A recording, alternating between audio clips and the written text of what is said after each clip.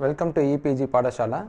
I am Dr. Gauri Shankar, physician from Department of General Medicine, Government Medical College and ESI Hospital, Coimbatore. Today's topic is anemia and its type. Anemia is the most common blood disorder affecting about 1/3 of global population.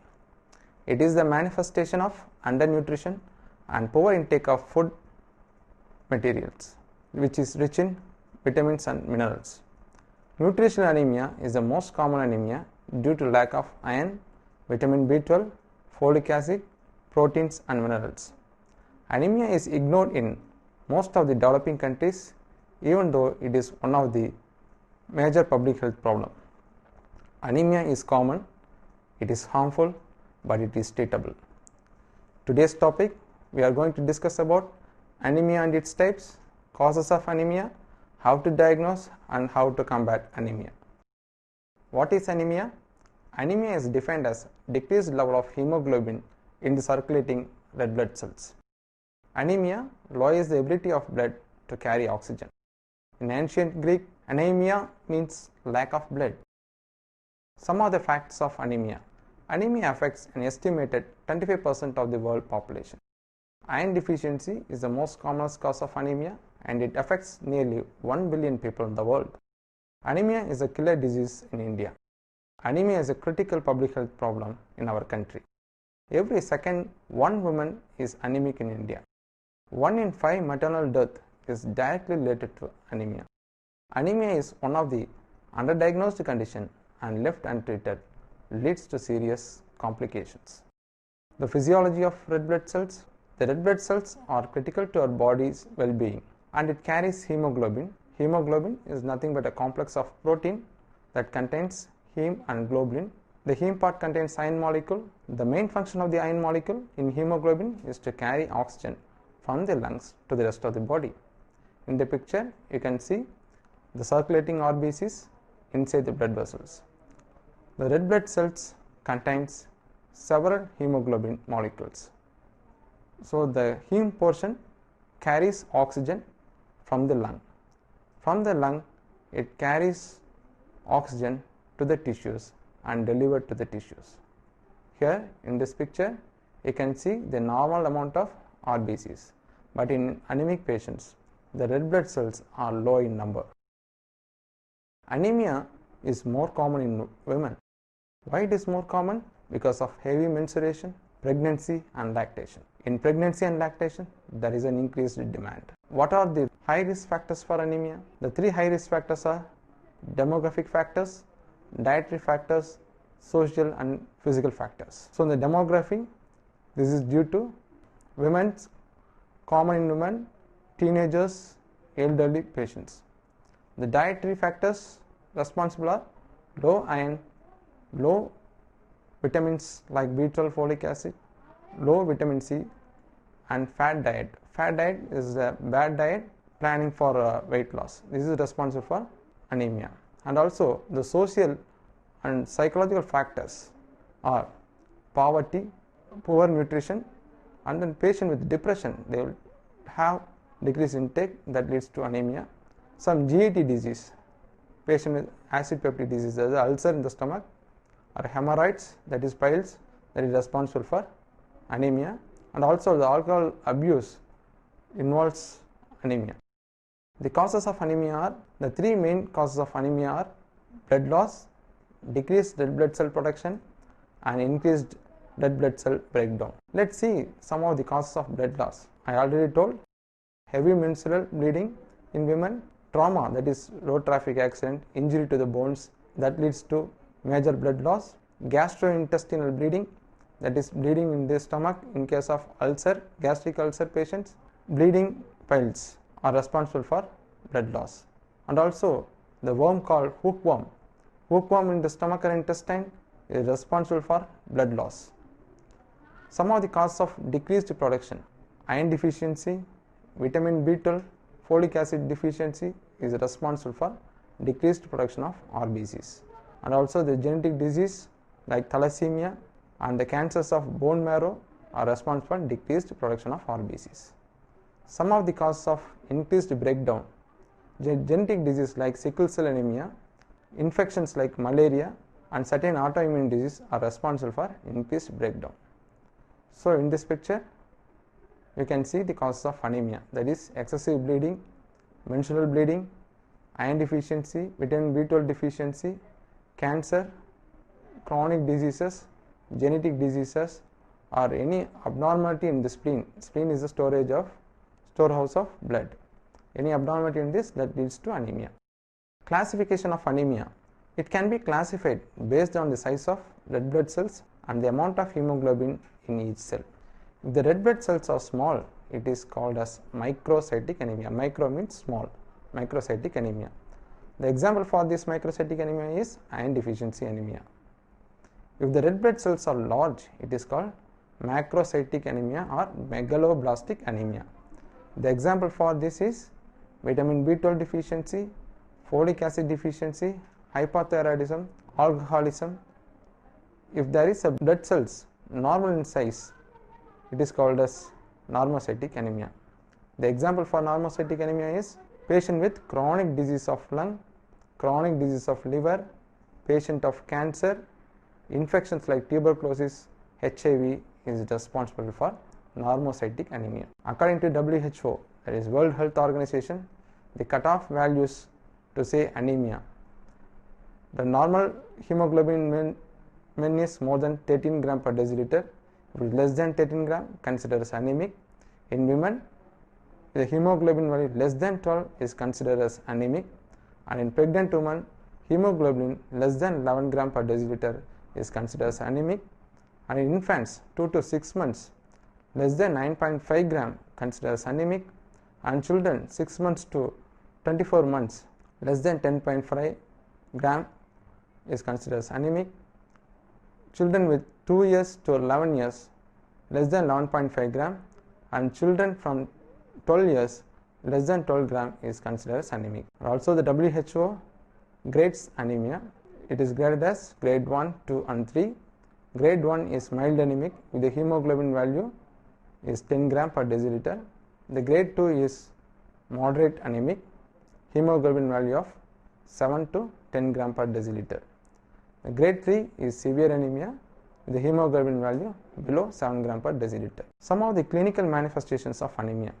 The patients had feeling of weakness or tired, lightheadedness, they will have headache, poor concentration, shortness of breath on exertion, that is difficulty in breathing while walking or climbing stairs, that is called as shortness of breath on exertion.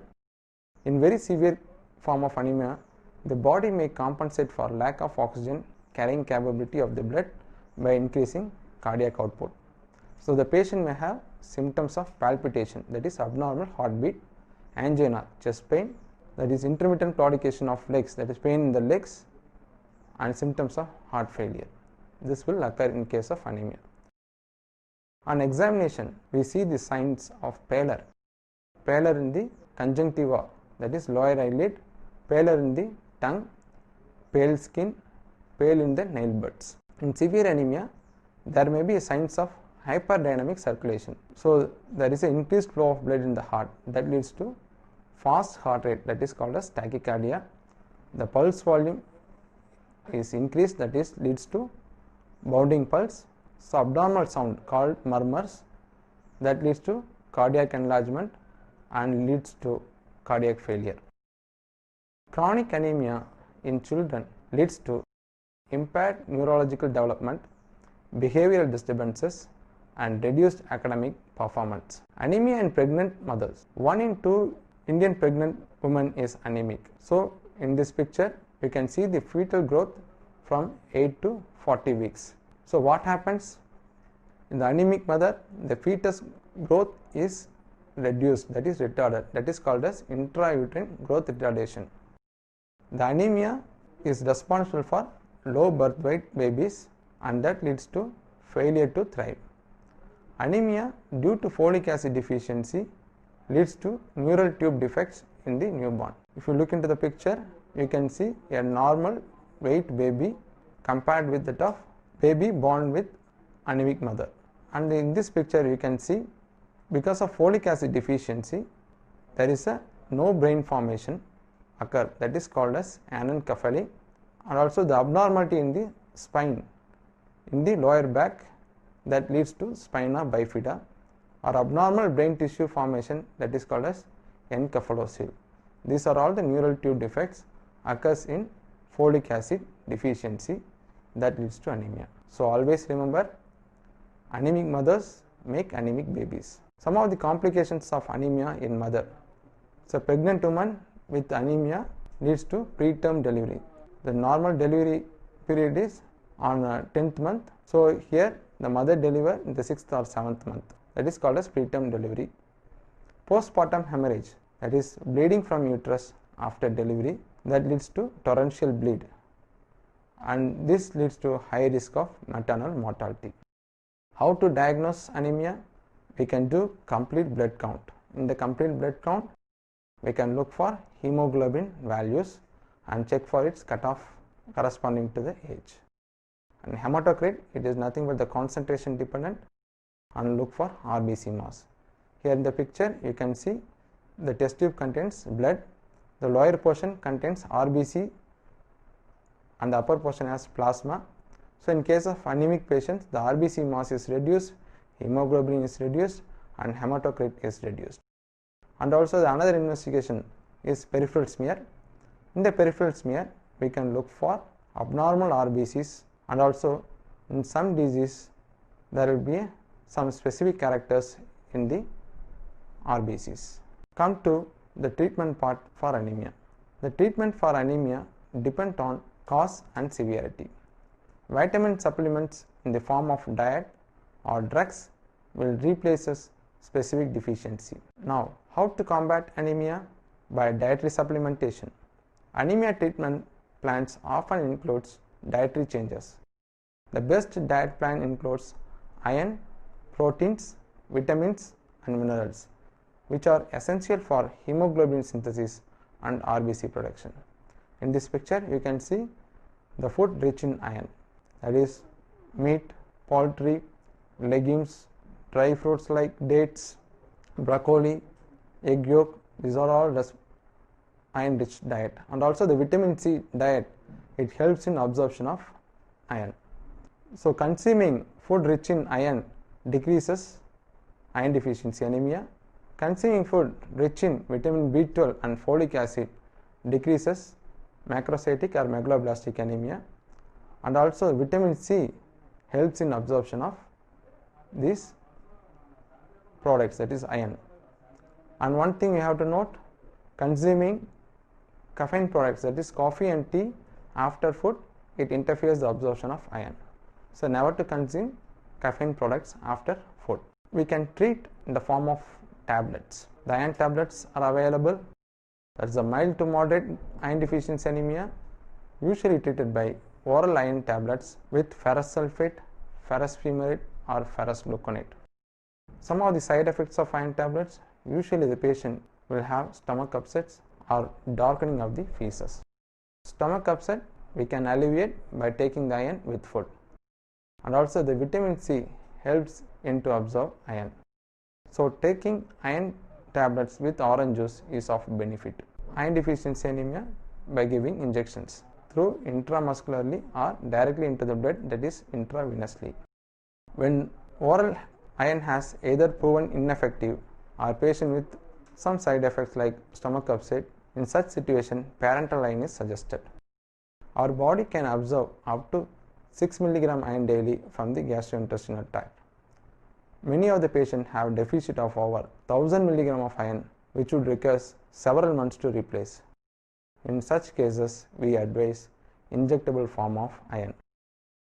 Anemia due to folic acid deficiency can be treated by folic acid tablets.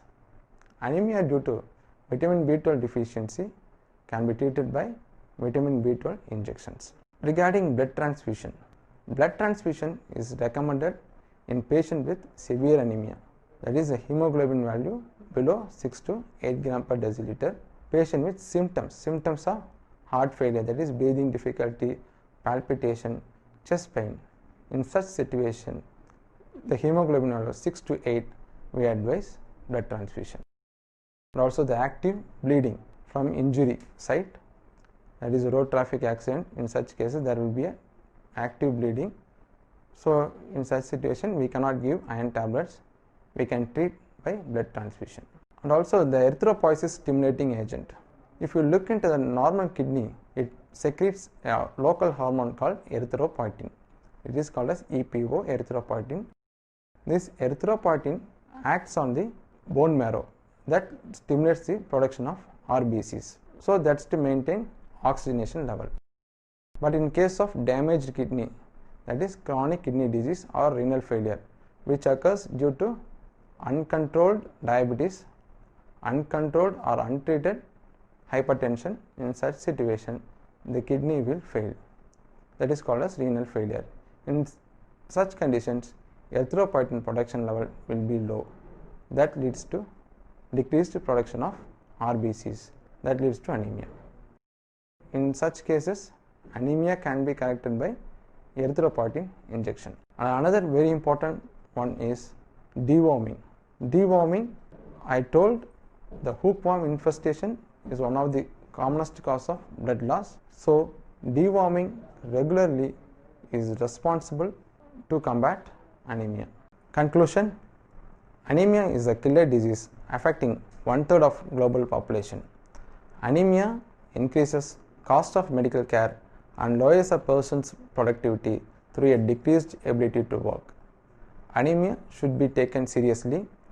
It is more than tiredness, it affects entire body. It leads to serious implications in growing children, pregnant women, lactating mother, and even it leads to cardiac failure. According to World Health Organization, India is one of the countries in the world with high prevalence of anemia. In India, our aim is 12 gram by 12 years of age. Let's pledge to make anemia-free children, anemia-free family, anemia-free school, anemia-free India. Stop anemia. Thank you.